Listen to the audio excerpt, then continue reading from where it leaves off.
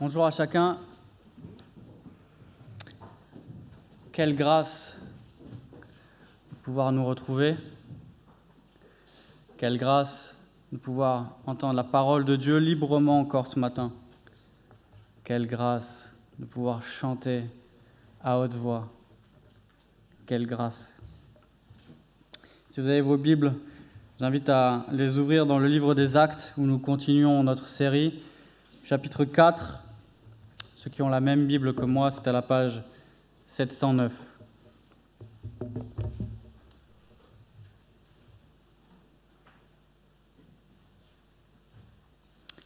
Je vais commencer en lisant les 4 premiers versets. Pierre et Jean parlaient encore au peuple quand survinrent les prêtres, le commandant des gardes du temple et les Sadducéens. Ils étaient excédés parce que les apôtres enseignaient le peuple et annonçaient la résurrection des morts dans la personne de Jésus. Ils les arrêtèrent et comme c'était déjà le soir, ils les mirent en prison jusqu'au lendemain. Cependant, beaucoup de ceux qui avaient entendu la parole crurent, ce qui porta le nombre des hommes à 5000 environ. Il n'a pas fallu longtemps pour que les disciples de Jésus-Christ rencontrent l'opposition. On se rappelle, on est au tout début de l'Église. 2 chapitres avant, on a eu la Pentecôte.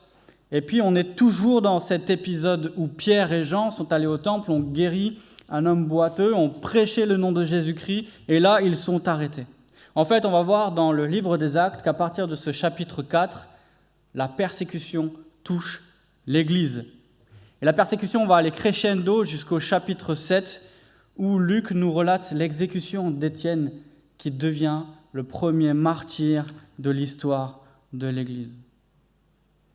Et ici, au verset 3, on lit « Ils les arrêtèrent ». Et littéralement, et ce n'est pas une coïncidence si Luc l'emploie, littéralement c'est « Ils mirent les mains sur Pierre et Jean ». Ici, Luc veut nous montrer qu'il n'a pas fallu longtemps pour que s'accomplissent les paroles de Jésus. Ce qu'il avait dit juste avant la Pâque. On mettra la main sur vous, on vous persécutera, on vous livrera aux synagogues, on vous jettera en prison, on vous mènera devant des rois et devant des gouverneurs à cause de mon nom. Cela vous arrivera pour que vous serviez de témoignage. On mettra les mains sur vous, on vous mettra en prison à cause de mon nom, pour que vous serviez de témoignage. Et là, Luc nous montre une première ironie. On se rappelle, il aime bien les ironies. Première ironie, Pierre et Jean sont jetés en prison, mais il nous dit qu'un grand nombre de personnes se convertissent. Et là, c'est une première leçon du livre des Actes qu'on va voir encore et encore. On peut arrêter les messagers, mais on n'arrêtera jamais le message. On le verra encore et encore dans le livre des Actes. Plus la persécution est grande et plus l'évangile se répand. Plus la persécution est grande et plus l'évangile se répand. Jean-Jacques l'a dit, il en est de même aujourd'hui. Ce sont dans les pays les plus persécutés que l'évangile se répand le plus vite et que l'Église grandit le plus. Je vous propose de lire la suite du texte de ce matin à partir du verset 5 et jusqu'au verset 31.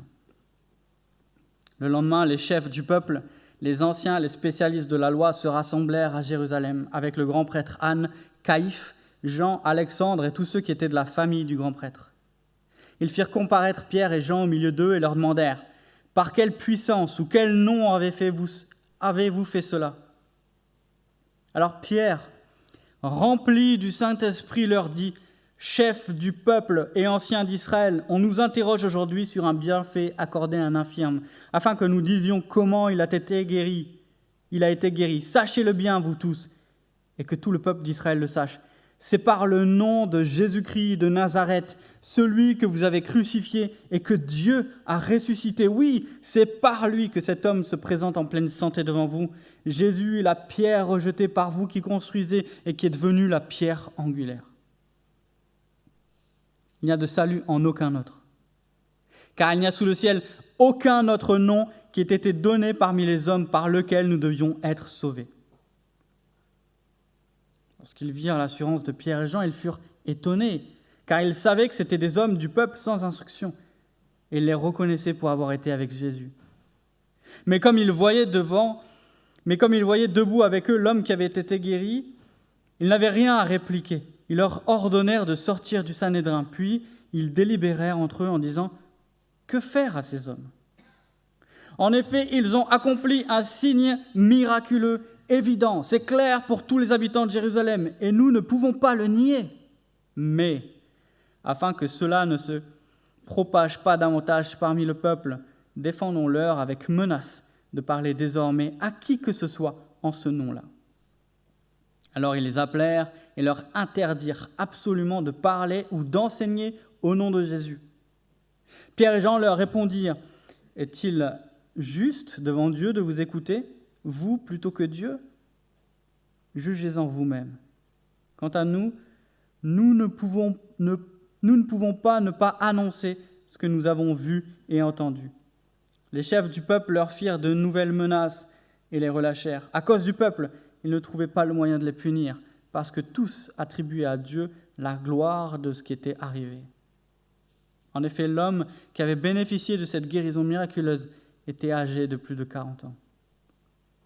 Une fois relâchés, Pierre et Jean allèrent trouver les leurs et racontèrent tout ce que les chefs des prêtres et les anciens leur avaient dit.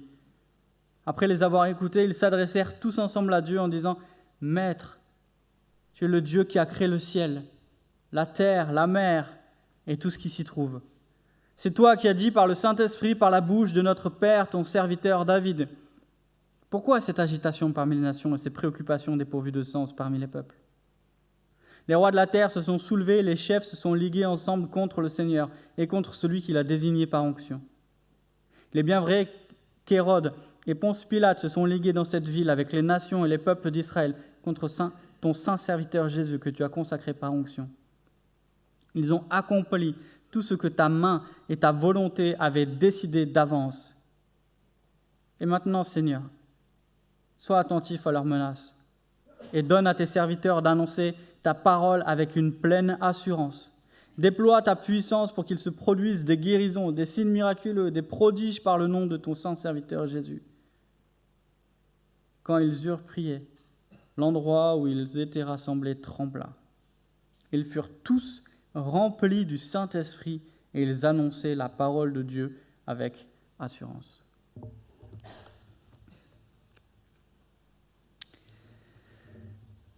Qu'est-ce qui motive les chrétiens à continuer de prêcher l'Évangile malgré l'opposition ? Pourquoi risquer la mort ou la prison pour annoncer la bonne nouvelle de Jésus-Christ ? Ce matin, j'aimerais vous proposer 3 pistes que nous trouvons dans notre texte. 3 pistes qui nous aident à comprendre pourquoi les chrétiens ont choisi de sacrifier leur vie pour répandre le message de l'Évangile. Première raison, continuer de proclamer malgré l'opposition à cause de la vérité de l'Évangile. On regardera les versets 8 à 12. Les disciples se retrouvent devant les autorités religieuses. Et là, Luc nomme entre autres Anne et Caïphe. Anne et Caïphe qu'on sait être également présents au procès de Jésus quelque temps avant. Et Luc nous montre par là que les disciples subissent le même traitement que leur maître.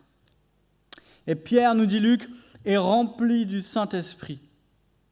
Lui, Pierre, le pécheur sans éducation religieuse, étonne tout le monde par son assurance. Encore une fois, s'accomplit ce que Jésus avait promis. Quand on vous mènera devant les synagogues, les magistrats, les autorités, ne vous inquiétez pas de la manière dont vous vous défendrez, ni de ce que vous direz, car le Saint-Esprit vous enseignera à l'heure même ce qu'il faudra dire. Et que lit-on ? Qu'est-ce que le Saint-Esprit est en train d'enseigner à Pierre ? Pierre fait encore le lien entre la guérison du boiteux au nom de Jésus et le salut au nom de Jésus. Pierre se sert encore de cette occasion qui lui est donnée devant ce tribunal pour proclamer le salut au nom de Jésus. Regardez à la fin du verset 9 comment il a été guéri. Ici, le mot que Luc emploie, que Pierre prononce, c'est le même qu'à la fin du verset 12, quand il parle du nom de Jésus par lequel nous devions être sauvés. Qu'est-ce que dit Pierre ici ? Pierre nous dit, c'est par le nom de Jésus que cet homme a été sauvé, et c'est aussi par le nom de Jésus que les hommes sont sauvés. Et Pierre leur souligne encore l'ironie suprême, ceux qui sont censés bâtir le temple de Dieu, c'est-à-dire ceux qui sont en face d'eux, en train de l'accuser, ceux qui sont censés bâtir le temple de Dieu, ont rejeté la pierre principale que Dieu avait envoyée. Et celui qu'ils ont rejeté, Dieu l'a ressuscité, Dieu l'a justifié. Et un peu plus tard, dans sa lettre, Pierre écrira « Jésus est la pierre vivante, rejetée par les hommes, mais choisie et précieuse devant Dieu. » Et Pierre, encore une fois, répète « Jésus est l'envoyé de Dieu, le Messie que les hommes ont tué, mais que Dieu a ressuscité. » Pourquoi il insiste autant ? Pourquoi il répète encore une fois cela ? Regardez au verset 12, l'implication principale. Il n'y a de salut en aucun autre, car il n'y a sous le ciel aucun autre nom qui ait été donné parmi les hommes par lequel nous devions être sauvés. Pourquoi Pierre insiste-t-il autant sur le nom de Jésus ? Parce que sans Jésus, les hommes sont perdus. Tous les hommes sont par nature pécheurs, destinés à la colère de Dieu. Tous sont sous l'empire du péché. Aucun n'est juste, pas même un seul, nous dit l'Écriture. Tous sont égarés, tous ont péché et sont privés de la gloire de Dieu. Et ce que rappelle Pierre encore devant le tribunal, et ce qu'il nous rappelle ce matin à nous, c'est que Jésus est le seul qui puisse nous sauver de notre péché. Jésus est le seul qui puisse nous libérer de notre esclavage, le seul qui puisse nous réconcilier avec Dieu, le seul qui puisse nous arracher à la colère de Dieu, le seul qui puisse nous faire entrer dans la glorieuse présence de Dieu. Le seul médiateur entre Dieu et les hommes, c'est Jésus-Christ. Et c'est pour ça que Pierre insiste tant. Jésus l'a dit, c'est moi qui suis le chemin, la vérité, la vie. On ne vient au Père qu'en passant par moi. Paul dit la même chose que Pierre avec force dans sa lettre aux Romains. Toute personne qui fera appel au nom du Seigneur Jésus sera sauvée. Et il continue, comment donc feront-ils appel à celui en qui ils n'ont pas cru ? Comment croiront-ils en celui dont ils n'ont pas entendu parler ? Comment entendront-ils parler de lui si personne ne l'annonce ? Comment l'annoncera-t-on si personne n'est envoyé ? Alors pourquoi Pierre ? Pourquoi Jean ? Et pourquoi les chrétiens encore aujourd'hui sont prêts à risquer leur vie pour annoncer le nom de Jésus ? Parce que si l'évangile est vrai,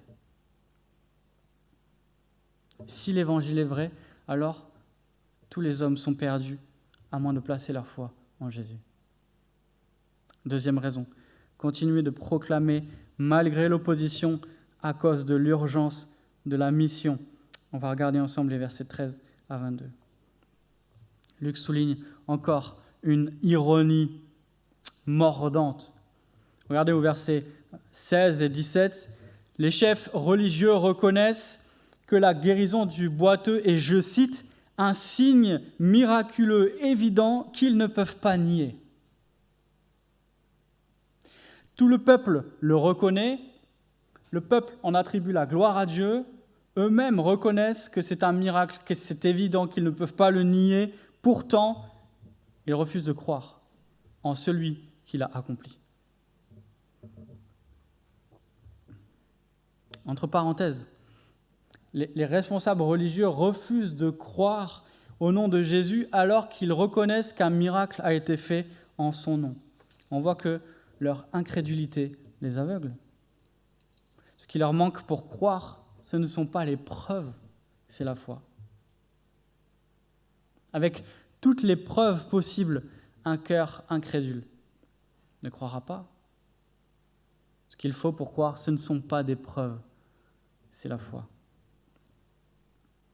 Pourquoi les chefs religieux sont-ils opposés autant à l'enseignement des apôtres. Bien sûr, il y a une dimension religieuse, et là, Luc cite les Sadducéens parmi ceux qui viennent arrêter Pierre et Jean. Et on sait que les Sadducéens en particulier niaient la résurrection.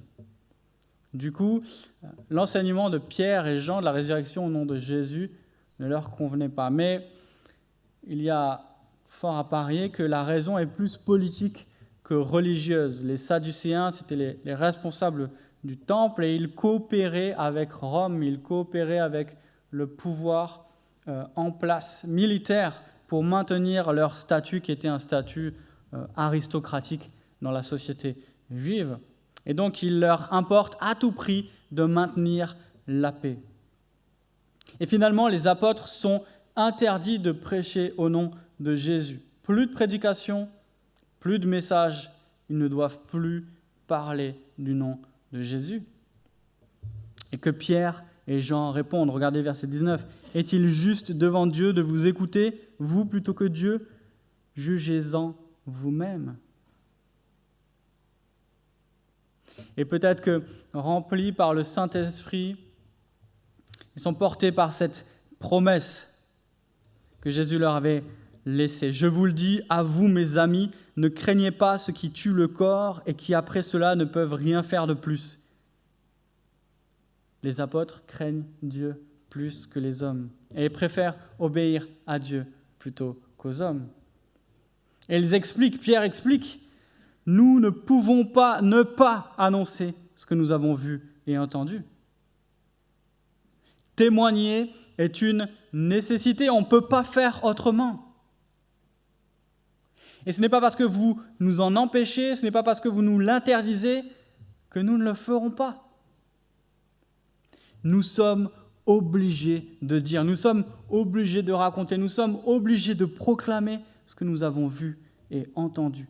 Jésus leur avait dit, « Vous serez mes témoins. » Un disciple de Christ est un témoin de Christ. Et là, on voit, parce que Pierre nous le rappelle, que l'urgence de la mission est liée à la vérité de l'Évangile. Si Jésus est vraiment le Messie, si les hommes sont vraiment perdus et s'il n'y a aucun autre nom par lequel nous pouvons être sauvés, alors nous ne pouvons pas ne pas annoncer Christ.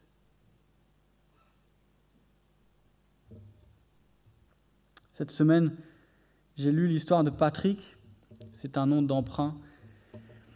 C'est un chrétien du Soudan qui donne ce témoignage il y a quelques années, à l'époque où le pays était encore classé 5e sur l'index de persécution de portes ouvertes, dans lequel, à l'époque, était appliquée la charia, la loi islamique. Et Patrick explique avoir été arrêté parce qu'il parlait de Jésus, parce qu'il prêchait l'Évangile. Il a été arrêté et pour cette première fois, comme Pierre et Jean, ceux qui l'arrêtent le relâchent en lui interdisant de prêcher l'Évangile à nouveau. Mais Patrick ne peut pas se taire. Il nous dit que son cœur est plein de l'amour de Christ, cet amour qui a changé sa vie. Il a vu de ses propres yeux son Église se faire raser par les bulldozers. Et à cause de cela, son Église a dû se diviser en 3 groupes. 3 groupes qui sont devenus 3 églises. Encore une fois, la persécution est grande, l'Évangile se répand. Il déclare qu'il nous tue ou qu'il ne nous tue pas, il y a une chose pour laquelle Dieu nous appelle. C'est d'apporter ce message d'espoir à toute la nation du Soudan. Et une fois, Patrick explique avoir dit au Seigneur, « Dieu, tu nous as appelés, tu nous as donné l'Évangile. Nous allons prêcher cet Évangile. Si nous mourons, nous mourrons. Mais nous savons une chose, les Soudanais doivent recevoir le Christ. Ils doivent connaître l'Évangile. Peu importe combien cela va nous coûter, peu importe combien c'est douloureux, mais il est une chose, l'Évangile doit être prêché en toute occasion, favorable ou non. Ils doivent connaître l'Évangile, peu importe combien cela va nous coûter. L'histoire de l'Église est parsemée de l'histoire de ces croyants qui ont annoncé l'Évangile au péril de leur vie. Mes amis, si ce matin nous sommes ici, c'est parce que des hommes et des femmes ont donné leur vie pour proclamer l'Évangile. Si nous avons une Bible en français courant, parce que des hommes et des femmes ont donné leur vie pour proclamer l'Évangile.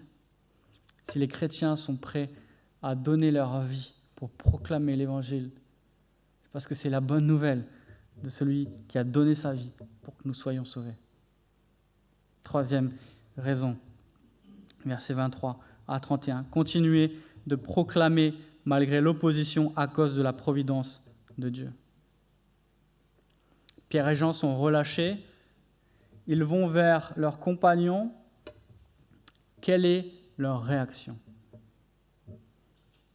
Est-ce qu'ils se fabriquent des banderoles pour faire une manif devant le Sanhédrin?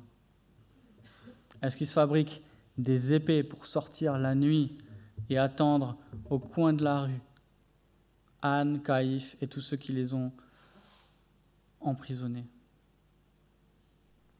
Est-ce qu'ils se lamentent? Ils prient. Ils prient. Et que contient leur prière? D'abord, ils reconnaissent la souveraineté de Dieu. Il est le maître de l'univers. Il est celui qui a tout créé. Il est aussi celui qui avait annoncé d'avance tout ce qui devait arriver. Il est celui qui conduit l'histoire. La mort de Jésus est le résultat d'un complot des hommes par lesquels ils ont accompli la volonté de Dieu. Encore une fois, les hommes font volontairement ce que Dieu a décrété souverainement. Rien ne surprend Dieu. Rien ne le dépasse. Rien ne l'étonne. Dieu n'est pas en train de réagir à ce qui arrive, comme nous l'a rappelé Jean-Jacques la dernière fois. Dieu est assis et Dieu règne. Tout ce qui arrive a été décrété par lui. Dieu n'est surpris par rien. Au milieu de l'épreuve, les disciples lèvent les yeux. La première chose qu'ils font, c'est lever les yeux. Ils regardent à Dieu qui les dépasse. Celui qui a tout créé et qui conduit tout par la puissance de sa parole et dans son infinie sagesse. Ils reconnaissent qu'ils ne sont pas les marionnettes d'un destin tragique, un destin qui les malmène. Ils sont les serviteurs du Dieu Tout-Puissant. Ils ne sont pas en train d'être malmenés par les aléas de l'histoire. Ils ne sont pas les victimes d'une histoire sordide qui ne retiendra pas leur nom. Ils sont les bien-aimés de leur Père céleste qui connaît jusqu'au nombre de leurs cheveux. Celui qui conduit toutes choses, celui qui a placé les étoiles, celui qui fait tomber chaque feuille de chaque arbre, connaît leur nom, conduit l'histoire et prend soin de leur vie. Au milieu de l'épreuve, la première chose qu'ils font, c'est célébrer la souveraineté de Dieu. Oh, écoutez cette phrase que j'aime et je chéris de Charles Spurgeon. Il dit « Lorsque vous traversez une épreuve, la souveraineté de Dieu est l'oreiller sur lequel vous reposez votre tête. »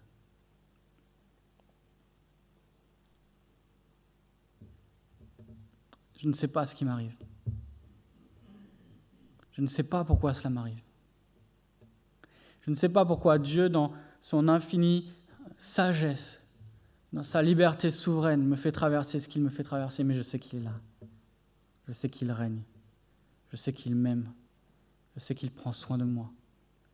Je sais qu'il conduit toutes choses pour sa gloire et pour mon bien. La souveraineté de Dieu est l'oreiller sur lequel nous reposons notre tête au milieu de l'épreuve. Dans les épreuves, au milieu de l'injustice, au milieu de la violence, au milieu de la persécution, Dieu n'est pas absent. Dieu règne.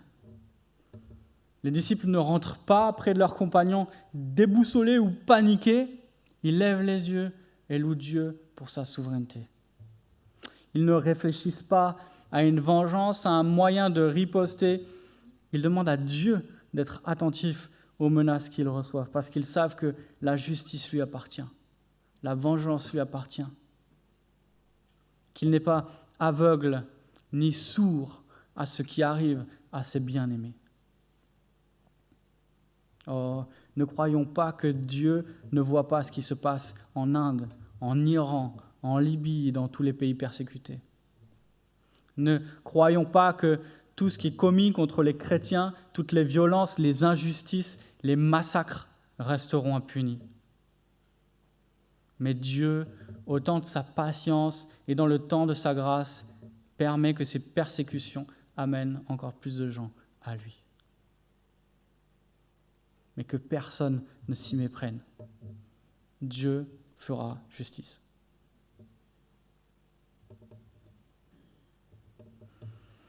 Les disciples louent Dieu pour sa souveraineté. Que demandent-ils ? Est-ce qu'ils demandent d'échapper à la persécution ?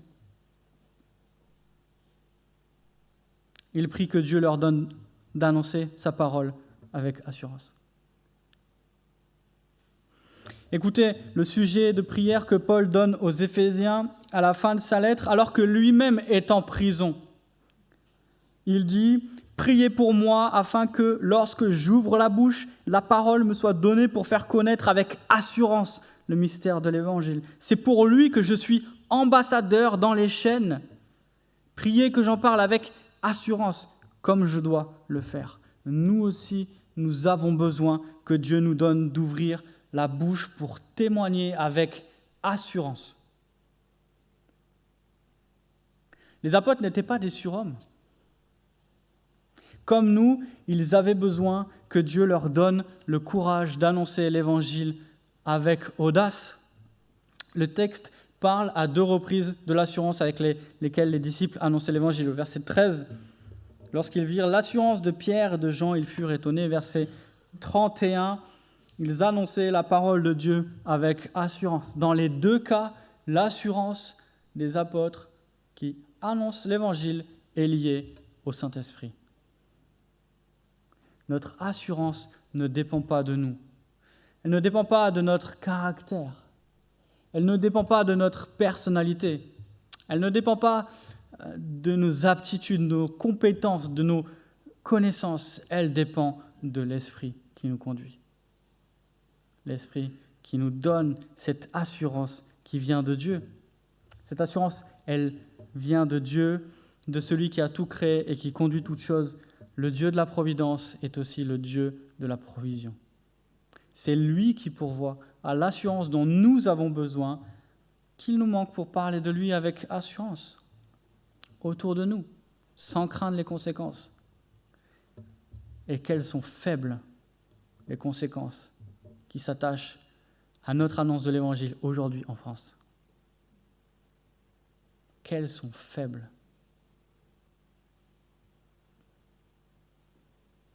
J'ai connu un homme qui prêchait avec assurance. C'est peut-être l'homme le plus petit, le plus frêle que je connaissais. Peut-être aussi le plus vieux. En réalité, il n'était pas si vieux que ça. Et moi, j'étais beaucoup plus jeune. C'est un homme qui parcourait tout Bordeaux et qui était connu de tout Bordeaux, de tous les campus, de tous les trams, de tous les bus. Maurice, il s'appelait. Il se baladait tout le temps avec 1 millier de tracts dans sa besace, une flûte pour faire des cantiques, ou on pense que c'était des cantiques, pour chanter et pour proclamer l'Évangile. Oh, si vous aviez vu son assurance. Il s'est fait bousculer, il s'est fait frapper, il s'est fait cracher dessus. Il s'est fait sortir de supermarchés, de bus, de trams. Mais il était conduit par l'Esprit.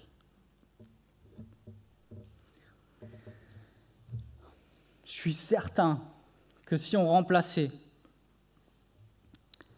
dans nos prières les fois où nous confessons notre manque de courage par les prières où nous demandons à Dieu de nous donner l'assurance, alors nos conversations le dimanche matin, nos rencontres en groupe de maison pendant la semaine seraient complètement transformées. Nous aurions bien plus de comptes rendus, de discussions passionnantes et d'occasions que Dieu nous aurait données parce qu'il nous a donné cette assurance qui vient de lui, pour parler de lui avec confiance et avec courage. Ne prions plus seulement que Dieu mette sur la route de ceux que nous croisons des chrétiens plus aguerris. Prions pour que Dieu nous donne le courage de leur parler avec assurance. Pour conclure, les disciples ne sont pas étonnés par la persécution. Jésus les avait prévenus, si le monde vous déteste, sachez qu'il m'a détesté avant vous. Souvenez-vous de la parole que je vous ai dite, le serviteur n'est pas plus grand que son Seigneur. S'ils m'ont persécuté, ils vous persécuteront aussi. S'ils ont gardé ma parole, ils garderont aussi la vôtre. Écoutez ce que dit Paul encore à Timothée dans sa lettre, dans sa dernière lettre, considérée comme son testament. Du reste, tous ceux qui veulent vivre avec piété en Jésus-Christ seront persécutés. Mais bien aimés, Dieu nous fait la grâce de vivre dans un pays où nous ne sommes pas persécutés. Porte ouverte rappelle qu'en 2020, plus de 340 millions de chrétiens sont persécutés fortement et discriminés dans le monde. Ça représente 1 chrétien sur 6 en Afrique et 2 chrétiens sur 5 en Asie. Alors comment prier pour ces chrétiens ? Quoi demander à Dieu ? Il y aurait beaucoup de sujets possibles, bien évidemment. Je vous propose d'avoir 3 sujets et je vous encourage à prier vraiment chaque mois. Jérémie nous fait une liste de sujets pour la mission et notamment pour les peuples non atteints et l'Église persécutée. Je vous propose 3 sujets ce matin en lien avec le texte qui sont affichés. Priez pour que la foi de nos frères et sœurs persécutés, pour qu'ils aient une conviction absolue dans la vérité de l'Évangile. Priez pour leur foi. Priez pour qu'ils puissent craindre Dieu plus que les hommes, qu'ils puissent se confier dans le Seigneur de leur vie et le Sauveur de leurs âmes, sans craindre ce qui peut détruire leur corps. Priez qu'ils aient une confiance inébranlable dans la souveraineté de Dieu, parce que dans sa providence, il règne et il conduit toutes choses, qu'il ne ferme pas les yeux devant la souffrance des siens, parce qu'il jugera chacun selon ses œuvres au jour du jugement. Et je suis persuadé que ces 3 raisons, ces 3 sujets de prière qui portent les chrétiens à continuer à proclamer l'Évangile malgré la persécution, sont aussi 3 raisons qui devraient nous motiver à annoncer l'Évangile. Et je me suis posé ces questions. Pour ma vie et pour notre Église, comment changerait notre témoignage si nous étions absolument convaincus de la vérité de l'Évangile ? Comment changerait notre témoignage si, personnellement et en Église, on était absolument convaincus que tous les hommes sont perdus et que Jésus est le seul moyen de salut? Comment changerait notre témoignage si nous étions absolument convaincus de l'urgence de la mission? Qu'un disciple est un témoin et que nous ne pouvons pas ne pas annoncer ce que nous avons vu et entendu. Comment changerait notre témoignage si nous étions absolument confiants dans la souveraineté de Dieu et de dire que nous annonçons l'Évangile, le reste appartient à Dieu. La manière dont l'Évangile est reçu, la manière dont nous sommes traités, le reste appartient à Dieu. Il est souverain et il règne et il pourvoit à l'Esprit qui nous permet d'annoncer l'Évangile avec audace. Que Dieu, dans sa grâce, nous donne à tous d'annoncer l'Évangile avec assurance par la puissance de son Esprit et pour sa gloire. Je vous propose qu'on ait un temps de prière maintenant, que chacun se sente libre de prier, à la fois pour l'Église persécutée à partir de ces 3 sujets, mais aussi pour nous, pour notre assemblée, pour notre témoignage. Et je conclurai souvent moi-même.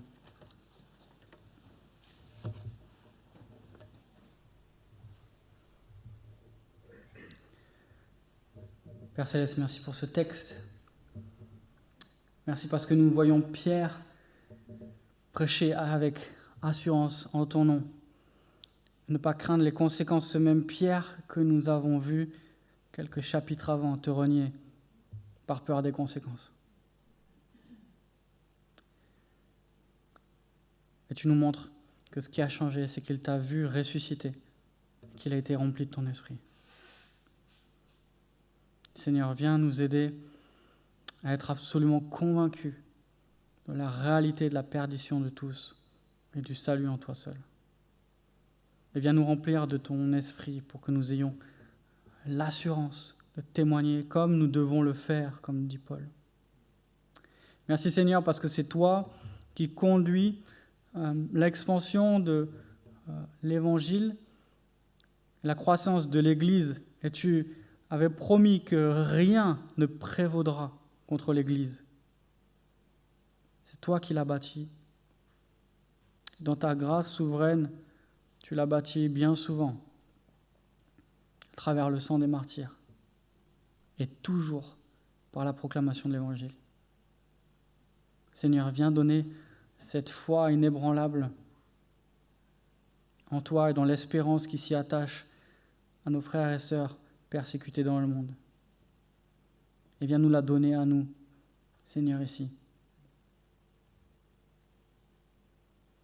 Seigneur, nous te prions que ces locaux soient trop petits, parce que nous avons annoncé l'Évangile et que tu as agi par ton esprit, que des personnes se sont tournées vers toi. Seigneur, donne-nous l'audace de partager l'Évangile cette semaine, en nous remettant à ta souveraineté et à ta provision. Loué sois-tu, Dieu de grâce. Amen.